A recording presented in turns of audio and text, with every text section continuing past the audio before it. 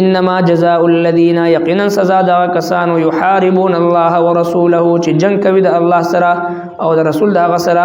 ويسعون في الارض او کوشش کوي پزماکه کې فسادا دورانه کولو ان يقتلوا دا چې قتل کړي شي او يصلبوا یا پسولې کړي شي او تقطع ايديهم وارجلهم یا پرې کړي شي لاسونه د دوی او خپې د دوی من خلاف عدل بدل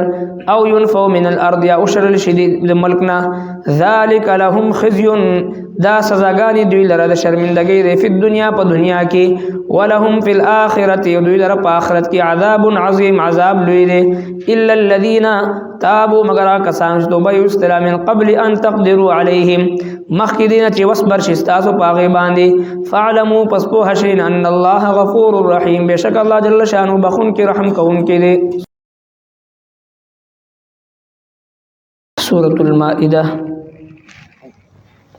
آیت نمبر 33.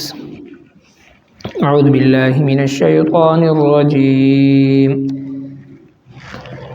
بسم اللہ الرحمن الرحیم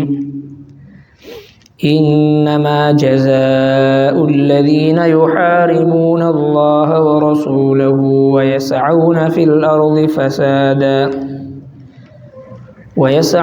الأرض فسادا أن يقتلوا أو يصلبوا أو تقطع أيديهم وأرجلهم من خلاف أو ينفوا من الأرض ذلك لهم خزي في الدنيا ولهم في الآخرة عذاب عظيم إلا الذين تابوا من قبل أن تقدروا عليهم فاعلموا أن الله غفور رحيم. صدق الله العظيم.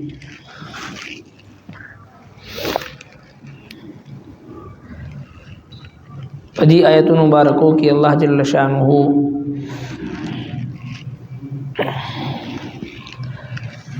د هغو خلکو سزا ذکر کړی دی چې هغوی د غلا او د ډاکې ارتکاب وکړي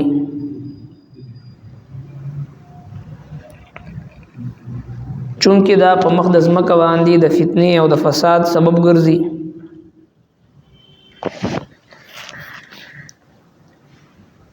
نو الله تبارک وتعالی د دوی سلور سزاګانی ذکر کړی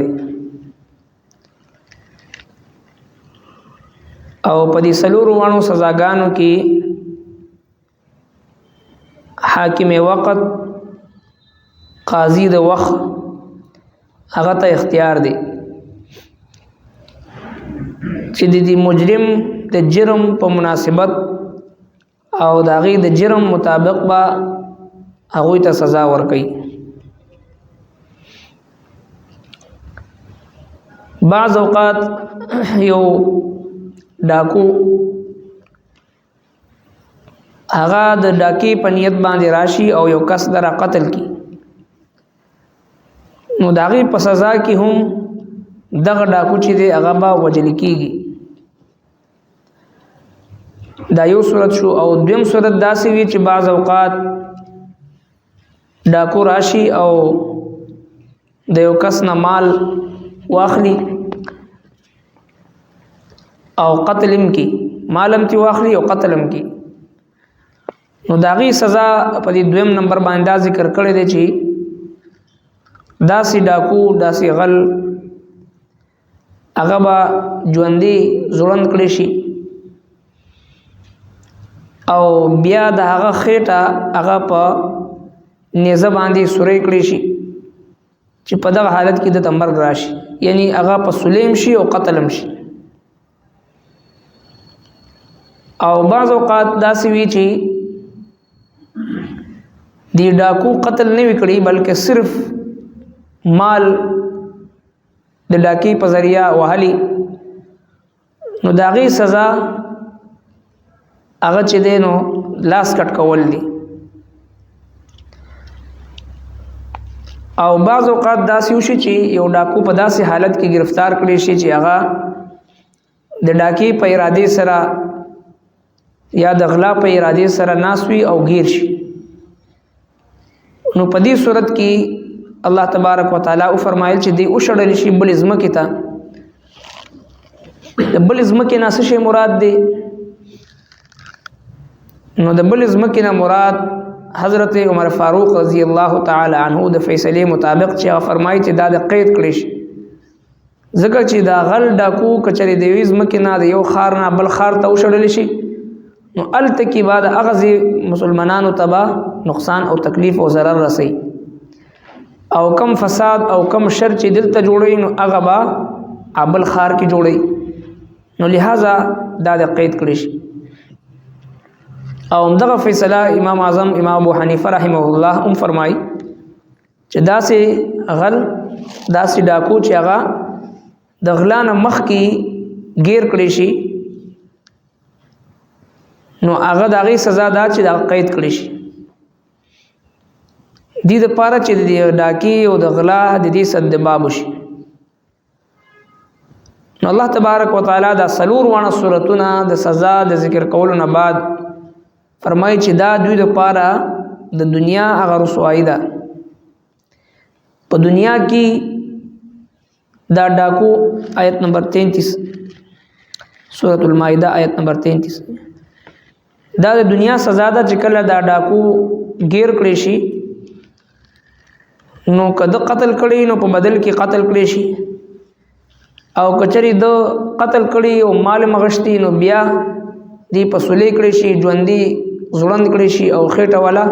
اوسرل شي په نه زبان دي چې په دې حالت کې ورته مرګ راشي او کنه صرف ډاکا چولې وي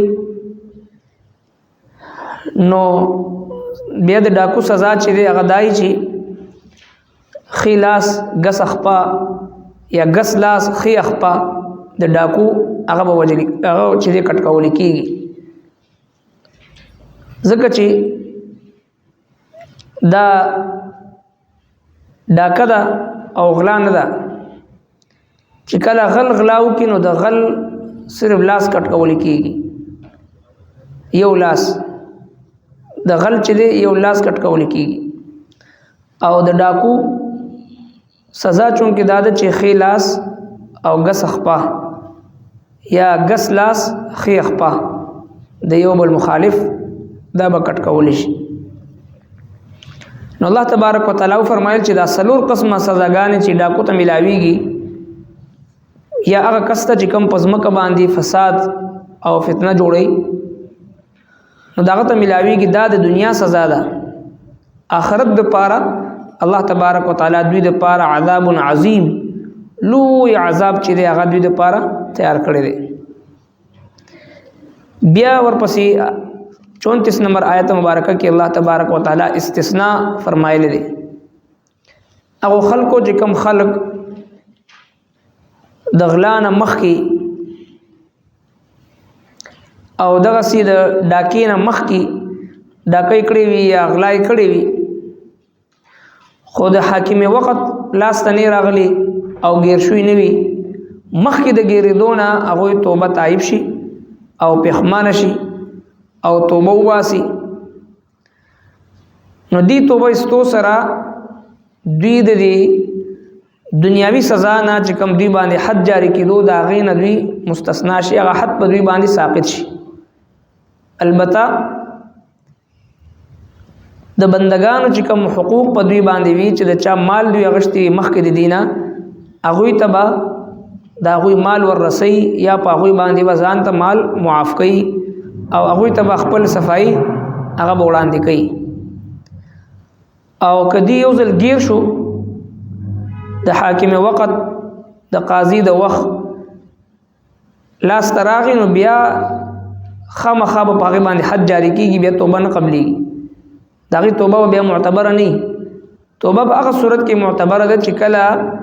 دی گیر شوی نه وي او د قاضي او د حاکم لاس تراغلي نه مخکنا د خپل غلا او ډاکی باندې چې د توبه تایب شي او هر څه پریک دي او دغه نه رسو پته ولګي نو په د باندې بیا حد ساقط دي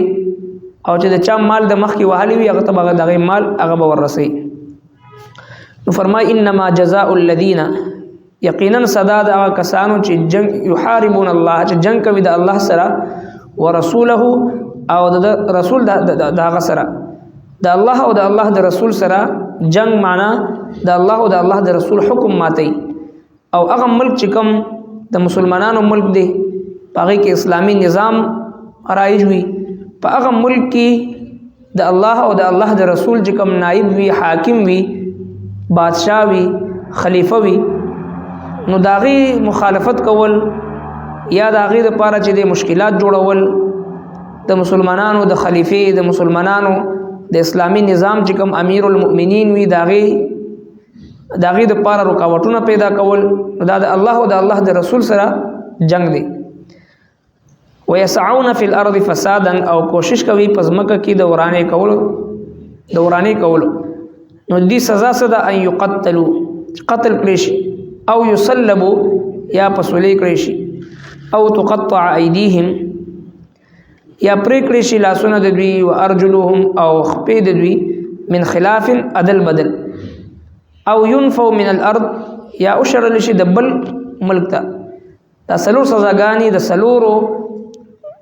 د مختلفو صورتونو او مختلف کیفیتونو د ډاکی هغه الله جل شانه ذکر فرمایل